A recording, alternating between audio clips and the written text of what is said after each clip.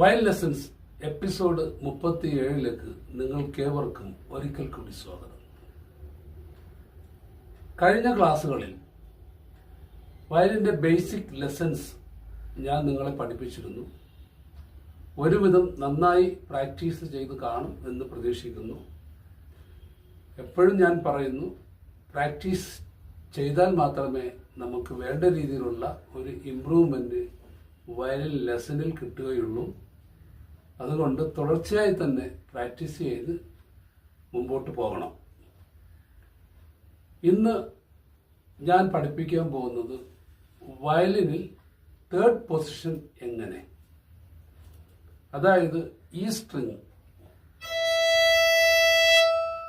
നമുക്ക് 3 നോട്ടുകളാണ് കിട്ടുന്നത് ഓപ്പൺ പൊസിഷനിൽ.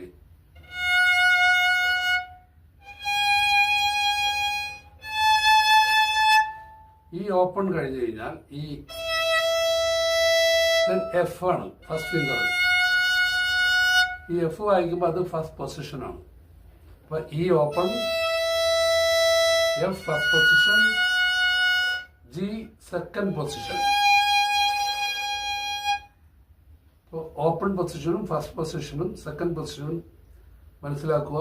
ഈ open, first position, second position. ഇത് നമ്മൾ തേർഡ് പൊസിഷനിലേക്കാണ് കയറാൻ പോണത്. ഈ തേർഡ് പൊസിഷനിൽ ഞാൻ വെച്ച ഫിംഗർ തേർഡ് ഫിംഗർ ആണ്. ആ തേർഡ് ഫിംഗറിന്റെ സ്ഥാനത്ത് ഫസ്റ്റ് ഫിംഗർ വീണ്ടും വരണം. നോക്കിയേ, ഞാൻ ഷിഫ്റ്റ് ചെയ്യണം. എൻ്റെ ഹാൻഡ് ഫുള്ളായിട്ട് അങ്ങോട്ട് ഷിഫ്റ്റ് ചെയ്തത്.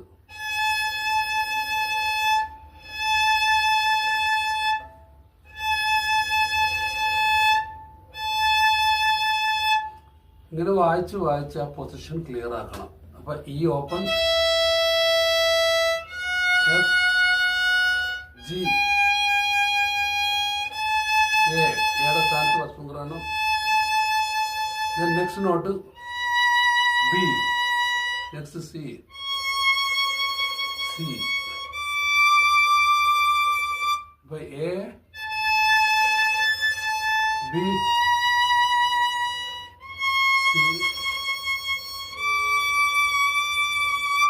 Open E, F, G.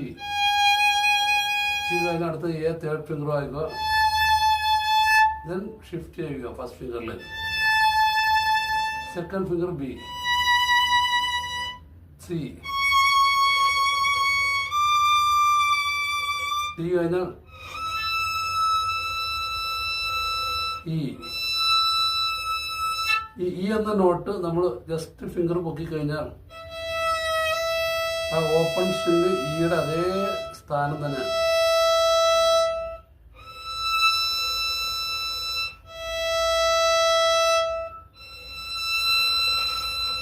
Then bring down D,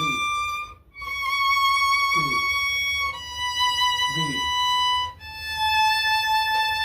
കഴിഞ്ഞ് ഇവിടെ തേർഡ് ഫിംഗർ കൊണ്ടുവരിക.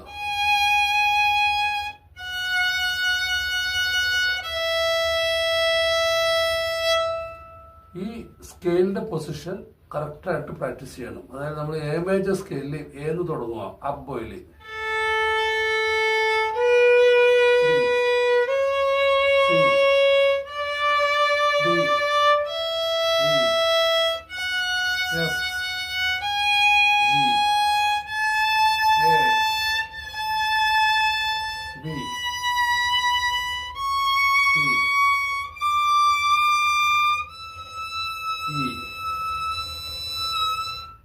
then D, C, B. A വീണ്ടും തേർഡ് ഫിംഗർ കൊണ്ടുവരണം.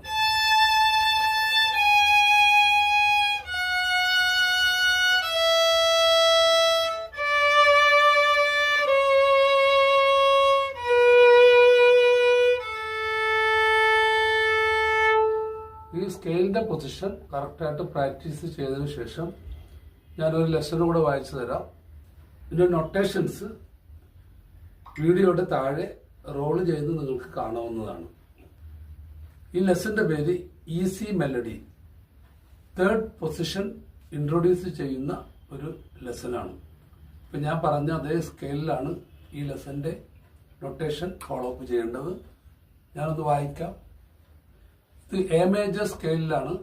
എ മേജർ സ്കെയിൽ എന്ന് പറഞ്ഞാൽ ഞാൻ പല പ്രാവശ്യം പറഞ്ഞിട്ടുള്ളതാണ്. 3 ഷാർപ്പും വരുന്ന സ്കെയിലാണ്. കോമൺ ടൈമാണ്, അതായത് 4/4. ഒരു ബാറിൽ 4 ബീറ്റ്സ് ഷെയർ ചെയ്ത് വരുന്ന ടൈമിങ്ങിലാണ് ഈ ലെസൺ വരുന്നത്. വായിക്കുമ്പോൾ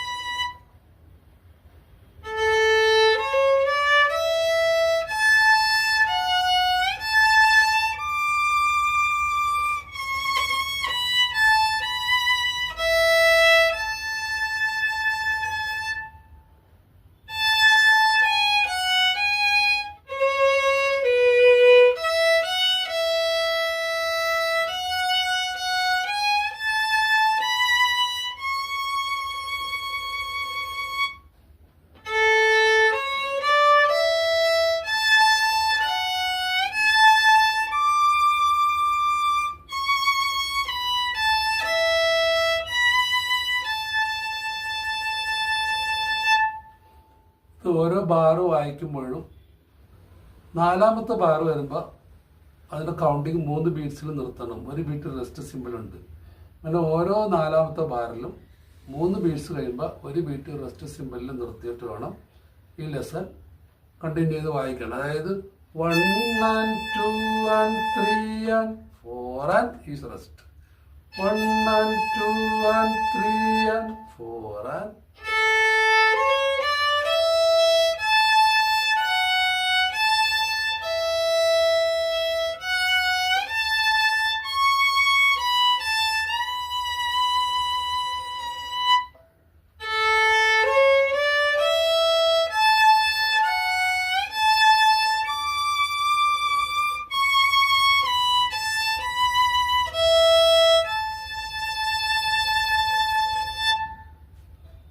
ഈ ലെസൺ വായിക്കുക, ശരിക്കും പ്രാക്ടീസ് ചെയ്യുക. ബാക്കി മറ്റൊരു ലെസണുമായി ഞാൻ അടുത്ത എപ്പിസോഡിലൂടെ നിങ്ങളോട് എത്തും. അതുവരെ നമസ്കാരം.